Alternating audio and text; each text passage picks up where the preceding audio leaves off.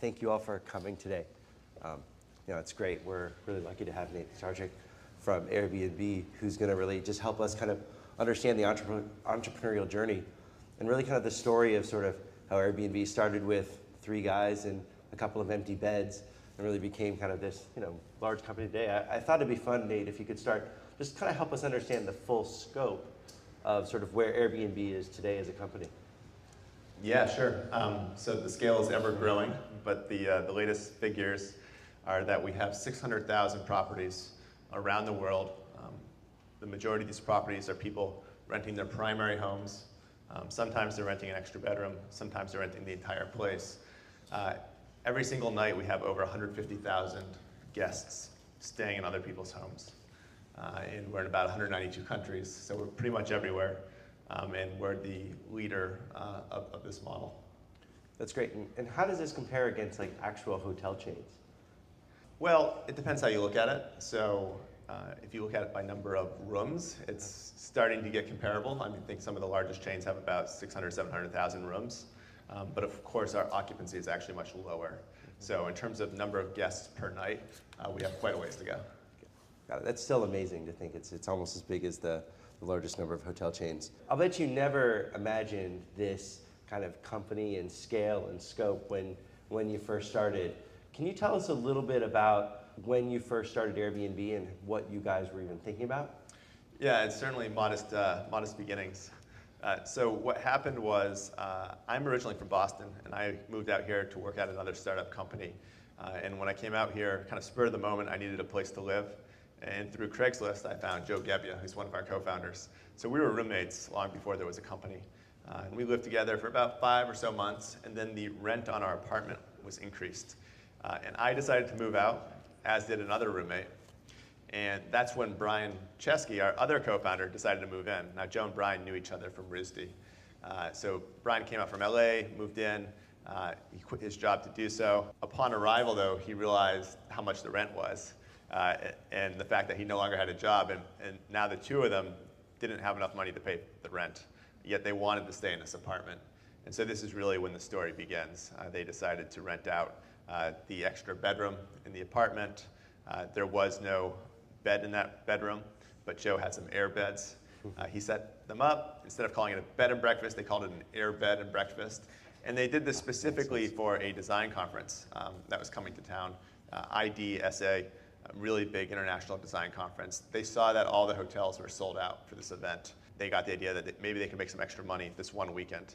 So that's what they did. They hosted 3 designers. They made about $1,000. They all went to the conference together. They showed these folks around the city. It was just a great time for all, and they made some money. But it was really just a one-weekend thing. They basically had put up a WordPress blog to promote this. And then a couple months go by, and it wasn't really until the end of 2007 that the 3 of us, I was just about to quit my job, the 3 of us were getting together thinking, we want to start a company together. We really had a lot of respect for one another. And we worked through a lot of ideas, actually. It wasn't obvious that we should do this. I mean, despite having had this experience and despite looking back and this story sounding so wonderful, like it wasn't obvious that this was an ongoing business. But we did reflect on that experience, and we said, there must be other people in other situations where we could do the same thing. Well, let's pause there for a second. I think it's important to kind of capture this part of the entrepreneurial journey where you guys decide you're just going to start a company together. And like, before you even get to the specific idea, could you talk a little bit about what was going on in your mind and the 3 of you to say, it's time to start a company. I'm going to quit my job.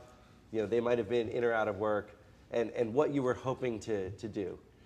Yeah, I think the most important thing is even less the idea and who you do it with. I mean, your partners are so important. I like to say it's like a professional marriage. And if that professional marriage ever breaks up, your company is more or less over, especially if it's a young company. It was really important to me who I was going to work with, as it was for them. Now, because Joe and I had lived together, we had a good sense of each other. And one of the things I noticed about him was on the weekends, despite us having very demanding jobs, we were all working on our side projects at night and on the weekends. I saw the work ethic that he had, and that was really important to me. Also, I saw that he had complementary skills to me. I'm the engineer, he was the designer.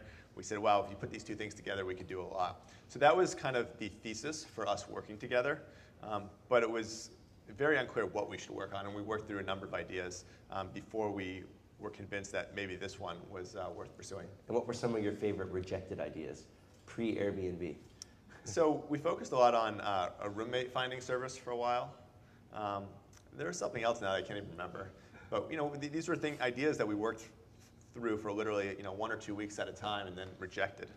As you got to this idea that you'd have this conference and you'd wait, it's actually not that hard to rent out some extra rooms in our thing, kind of how did you start formulating this into a company and sort of a website you were going to go and build? It's funny. So there's 3 of us, obviously, and Joe and Brian are designers. I'm the engineer. So my role is always to scope things down as the one who actually has to build it. So I remember the original vision for what we wanted to do actually sounds a lot like it is today. Yeah. And I was like, whoa, we're a small team here, and I'm only one person. So we came up with the idea of Air Bed and Breakfast Light, and it was basically something that I could build in 3 weeks.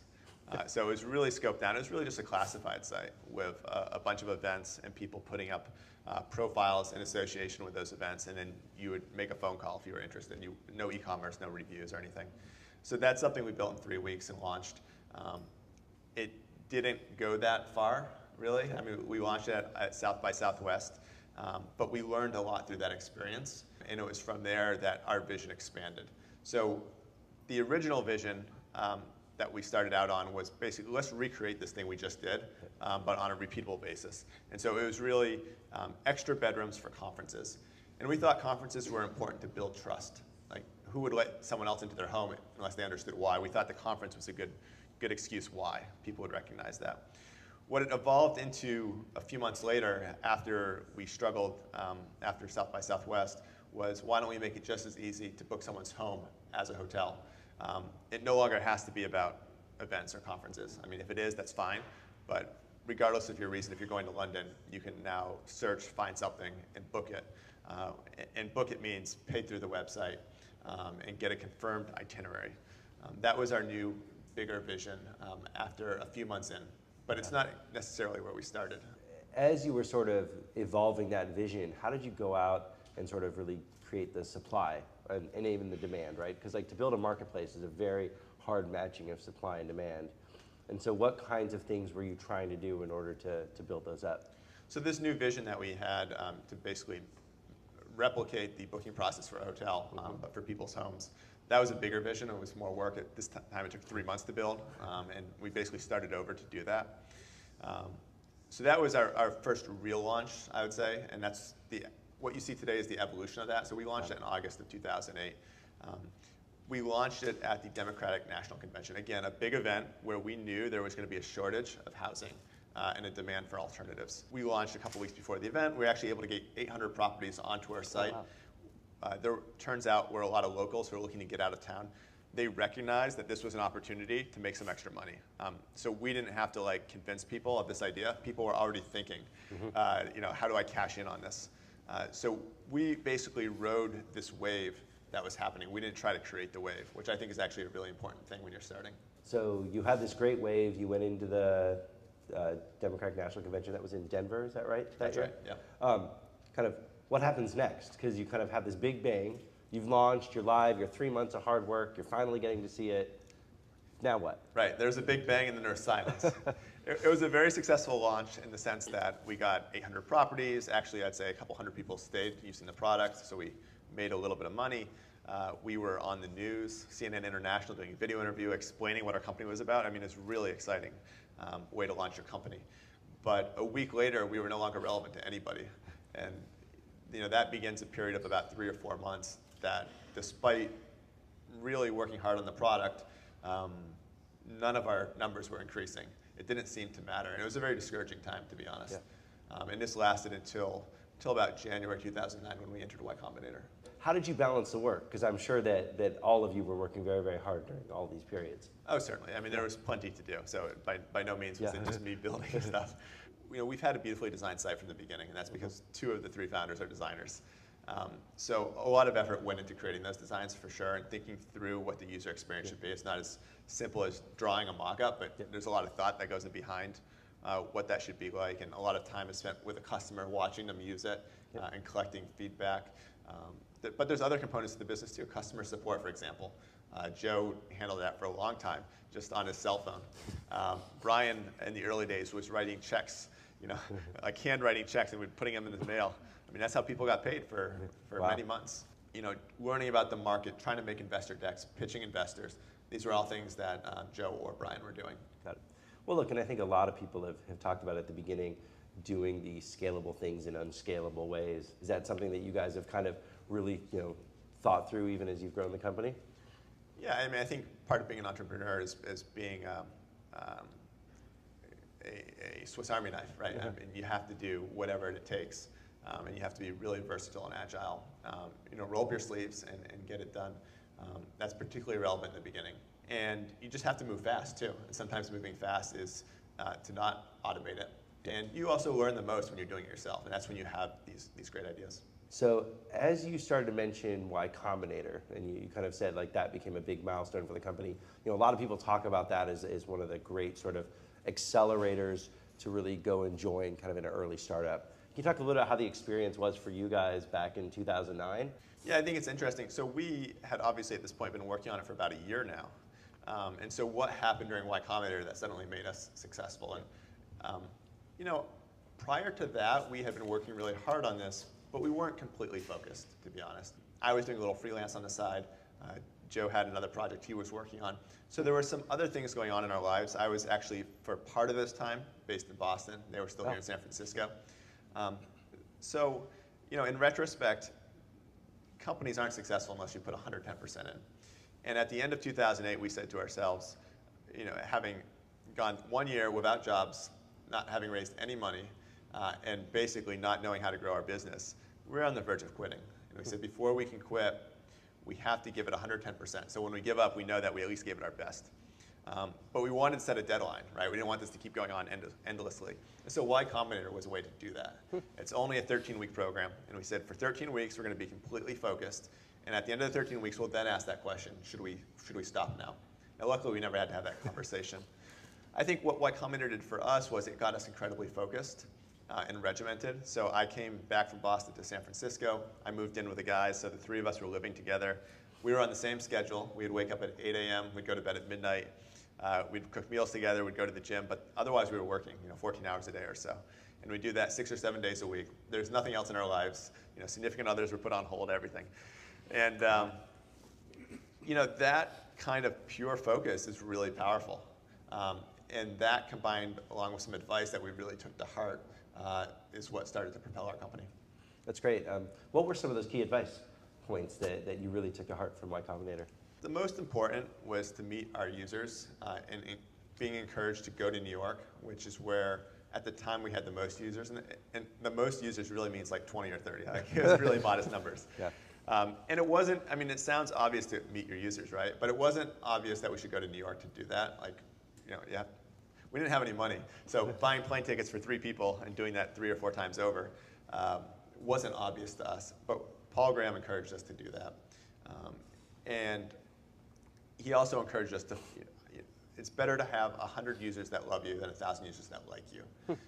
And so what that really means is, find your evangelists and build for them. And so we went to New York and we basically created our evangelists. And we did that by, our hook was, beforehand we would call them and would say, we were looking at your profile, we noticed that your photos were kind of dark or low resolution. Would you like a professional photographer to come by and take those pictures for you? And they're curious, they said, sure, why not? So they'd get a knock on the door and it was Joe or Brian coming to shoot the photos, which is a little weird to them, but they opened the door nonetheless. And so they took the pictures, but they used that opportunity to sit with them at the computer, give them a tutorial, get product feedback, and then also to invite them out later on for beer as a group. And over beer, they would tell them the story of the last year and really make these people root for us, turn them into our evangelists by hearing our story. And the combination of those photos and turning those early adopters into actual evangelists was what caused the business to start to take off. And what would happen is they started getting bookings. The hosts would tell their friends would come to the site. They would see the high quality bar that had been established. They would look to emulate it. And meanwhile, people from around the world were coming to New York, having positive experiences, going home to Paris, Berlin, wherever, and bringing the idea with them. And so oftentimes the guests would become hosts. And so we had this global cross-pollination effect. At some point, you start hiring. You start hiring your first engineer to help you, your first customer support person. Can you talk about what it was like to get that very first person into the company and like what it took for you to convince them to join you and them to convince you they were the right people to hire? There were a lot of things that took a long time to do in the early days. So fundraising, right? Like we didn't raise any professional money until about 14 months into the company. Hiring our first person didn't happen until the summer of 2009. This is a year and a half into the founding of the company. I was the only engineer for 18 months. By the time we hired our first engineer, we were making $15,000 a week in fees on $150,000 in gross receipts per week. Wow, congrats. So it was a legitimate business at this point. Yeah. Before we hired anybody, the first thing we did was we came up with what are our core values? You know, like what kind of people are we looking for? And we really put a lot of thought into this. You know, it's one of those things that could have easily not been done because it like wasn't an urgent thing. Like it didn't seem like a pressing problem. Yep. But you know, we've always thought really holistically about what we're trying to do. And so we spent a lot of time coming up with our core values, spending a lot of time, and then interviewing against that. And when you are a new company, I mean, there's so many young companies around here. Yeah. It's so hard to differentiate yourself. So actually, you know, it takes many months to find someone who's willing, willing and a good fit. We ended up hiring our first engineer out of the Y Combinator network, which ended up really, really well. Trying to get hired as one of those first engineers at a company like Airbnb or first employees is a great thing. So what advice would you give to them to think about how to find that company and ask some of those key questions to kind of choose? Just be aware of what's going on. And I think don't limit yourself to the jobs page of any of these companies. I mean, figure out what you're interested in, what space, what you think is cool, and then proactively reach out to these companies. I mean, all these companies are hiring. And so it's all about taking initiative and coming into the conversation with a whole bunch of ideas and passion. I think the most important thing to us when hiring those initial people, and still today, is passion, right? And so people who came in the door full of ideas and full of excitement were very easy decisions to make versus people that we're kind of having to educate about this new concept and be like, well, what is this? And they had never done it before, and those folks didn't matriculate. What were some of the very hardest things for you to kind of learn as you were starting to kind of build a team around you? After Y Combinator, we raised $600,000 from Sequoia. This was around March 2009, and really ever since then, it's been us trying to catch up with the growth. Like, we're really lucky that there's strong network effects, and we had a lot of momentum. To support that, a lot needs to happen in terms of customer support. For a while, it was just still Joe, like doing it on his cell phone, yep. And then we had to hire other people, but there wasn't adequate tooling yep. to allow a layperson to change reservations. Before you had to kind of go in the database and do these things. So suddenly you have to build out a whole set of tooling to allow customer support agents, and multiple of them, manage what's going on. So building out that operation was challenging, and even today it's challenging. We have 400 people who work in support. Wow. And so managing all those workflows, when you have 150,000 people staying every single night, I mean, imagine at a hotel how busy the front desk would be if you had 150,000 people upstairs, right? So this is why we need about 400 folks working in this, and it takes a lot of technology to support that and do that well. In the early days of building a company, you optimize for speed, right? You want to do fast product iterations. But suddenly, as your site takes off, you need to optimize for stability, right? And something that is more scalable. And so going through that inflection point is an interesting challenge. I think we did it relatively well, although because I was kind of the one-man band early on, I could only build things out so much. Yeah. But when I did it in a very modular way, so that as we hired people, we could take certain aspects of the product, cleanly break it out, and then rebuild it in a more scalable way. So, I think just trying to keep things orderly is really important. But just know that it's chaos when you're going through hypergrowth. Well, and when did you notice that your job was starting to change? I was writing code every day up until I'd say about this early 2011, summer of 2011. So that's about, let's see, three full years in, 3.5 years. At that point, we had about 20 engineers. And at that point, there was so much else going on in the company. It was the beginning of our real international push, where we were opening offices, we were doing press tours. It was the time when we raised the 100 million round, Yep. which was obviously a big milestone, a big deal, took time. And so that's when kind of my responsibility as co-founder really became something other than just being the engineer. And at that point, I had 20 other people who could kind of do that.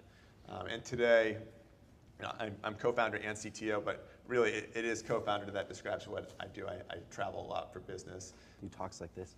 Do talks like this. There's a lot of decisions that have to be made when you have about 800 people. So you try to empower others. As we talked about kind of the company and your roles shifted, you talked at the very beginning about how the vision for Airbnb shifted. You started with the events and conferences, then it became, wait, it's just let someone else's house be more like a bookable hotel room. Kind of, how has that kept on shifting? I hear now people talk about Airbnb and hospitality. It seems so obvious in retrospect, but like there were a whole bunch of discrete moments where it's like our vision got expanded just a little bit more, right? And so it started with the airbeds, and then for a while, it was Air Bed and Breakfast was the name, and for a while we required that you serve breakfast, which meant you could not rent your entire place. You could only rent an extra bedroom. And then a funny story is that Barry Manilow's drummer was an early user of Airbnb in New York. That's great. And he would go on tour, and he wanted to rent his whole place when he was on tour. And so somehow I think we got connected through one of our trips to New York to him and heard his story. And we're like, well, maybe we should waive the breakfast requirement so he can rent his place while he's on tour, because he actually had a pretty cool apartment. So he was the first entire home on our site, and that kind of expanded our thinking just a little bit. But even then, we said you couldn't charge more than, I think, $200 a night. And that really limited the type of inventory that we had. I mean, we only had very affordable, very cheap places. Yeah. And then we said, well, what if we increase that to $1,000 a night, and then eventually $10,000? And every time we did that, we started to see interesting things happen.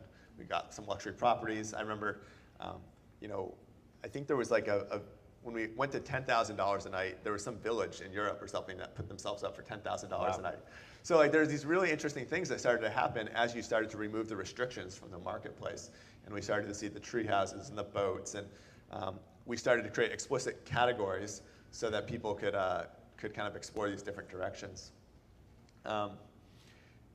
Back then, in 2009, we called ourselves the eBay for space. Okay. And now it's kind of funny because for many years now, there's been the Airbnb of X. Yeah. But back then, we were the eBay of space. I'd say our vision has expanded yet again about a year or two ago. We're really thinking beyond just the accommodation to the entire trip. So how can we add value throughout your trip? We think we're in a good position to do so because we're so connected to our guests from the discovery process through the booking to seeing the review at the end, that if we can collect information from them, maintain that repository, and then give it to other guests, or if we can tap our host community, we just think there's a lot that we could crowdsource and deliver up, particularly through mobile. So as a company, that is our strategy, to basically make people feel at home anywhere in the world throughout their trip. Well, that's kind of a great sort of evolution of the vision. Would also love, you started this as a website clearly back in 2008. Now we all have these phones. We're sitting in a wonderful Apple store. Can you talk a little about kind of how you guys see your evolution to mobile and see Airbnb as something that you should really be experiencing more, on these devices versus just sitting in front of a computer? Yeah, so the original site was it was a website, and there was no mobile app for a long time. And so we had to make that shift. And frankly, it's a hard one because, in terms of engineering, it requires engineers with special training, and they're in high demand. And so it took a while to attract this talent, and then we also started to retrain some of our own engineers to make this possible. I think the good news is we don't monetize by selling ads. And so for a lot of companies, it's been hard. As they move their traffic to mobile, they have less real estate to monetize. For us, we actually think mobile is making the experience better for everybody. So when our hosts are on mobile, they respond faster to messages. They can accept inquiries. And when they respond faster, that's a better experience for all of our guests, regardless of whether they're on mobile or not. So actually, I think this is, the tighter we can integrate the online and the offline worlds, which I think mobile allows us to do, the better our product is going to work. So we see mobile as a real big enabler of the marketplace, as well as a convenience for the traveler, right? So on your trip, everyone has their phone with them. So how can we deliver all the information and the conveniences that you might need through your phone? Can you tell us, I guess, some of the stories about some of the really fun properties that have gotten listed on Airbnb? I always think that's just great color when we're hearing the Airbnb story. Yeah, well, my favorite that I've stayed at is a place in Bali, Indonesia. And it's a 4-story bamboo, almost like a treehouse. Although I think it's freestanding, but everything in it is bamboo. It has a spiral staircase up the middle. The light switch is made out of bamboo. Everything is bamboo. It was made by an artist who wanted to explore kind of taking bamboo to the extreme and building these massive structures. And there's 8 of these really special homes. And it's in the middle of the jungle. It's open air on the sides. There's nothing else like it in the world. I mean, it's totally unique, one of a kind. But beyond that, some of our most popular properties are these novel ones. The tree houses in general have been incredibly popular, and there's one nearby here in Burlingame. There's another one 2 hours south down in like Monterey Bay. These places have hosted sometimes over 1,000 people over the last few years. And it just really, I think, captures people's imaginations. Like, I never considered this a possibility in my life. So people, they want to try it, even if only for a night. So it sounds like Airbnb, the place for tree houses.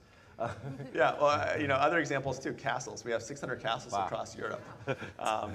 That's really cool. I mean, it's not, maybe this doesn't make sense as like a couple or something to rent a castle, but for a corporate retreat or some kind of like baby shower or something, these can be great for events. Look, it's a pretty amazing journey from a room to castles and tree houses. But clearly it hasn't all been sort of roses and sparkles. Like, can you talk about some of the tougher parts of the journey along the way, some of the crises you faced, and really kind of how that impacted you guys as a team?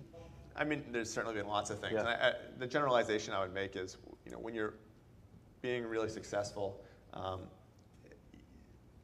it's also, people want to tell the other story too. They don't just always want to tell the success story. They want to pick at the things that say, oh, you're successful, but look at this other thing. Yeah.